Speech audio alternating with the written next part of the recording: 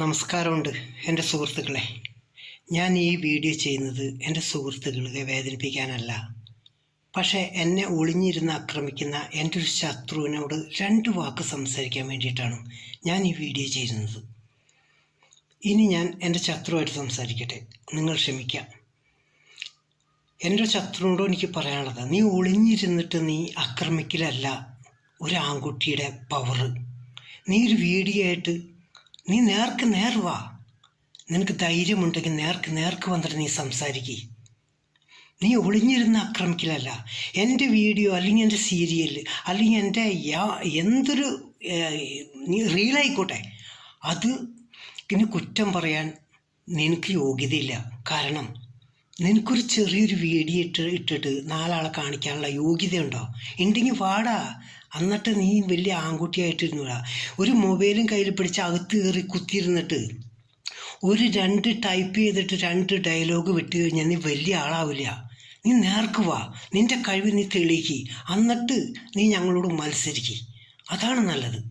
നീ വെറുതെ ഒളിഞ്ഞിരുന്നിട്ടുണ്ടല്ല, ഇതേപോലുള്ള ഡയലോഗൊക്കെ വിട്ടിട്ട് നീ എന്നെ ആക്ഷേപിക്കില്ല. ആദ്യം നീ എന്നെ പ്രാന്തെന്ന് വിളിച്ച്, അത് പോട്ടെ, ഞാൻ ക്ഷമിച്ച്.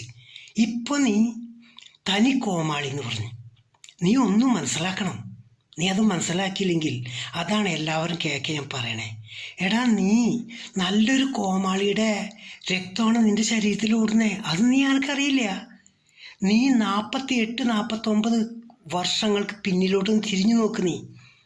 അപ്പം നിനക്ക് മനസ്സിലാവും ആ കോമാളി കഷ്ടപ്പെട്ട് ഉണ്ടാക്കിയിട്ടാടാ ഇപ്പം നീ നിന്നിട്ട് സംസാരിക്കാനുള്ള ഈ കുറ്റങ്ങൾ പറയാനില്ല മറ്റൊരാളുടെ.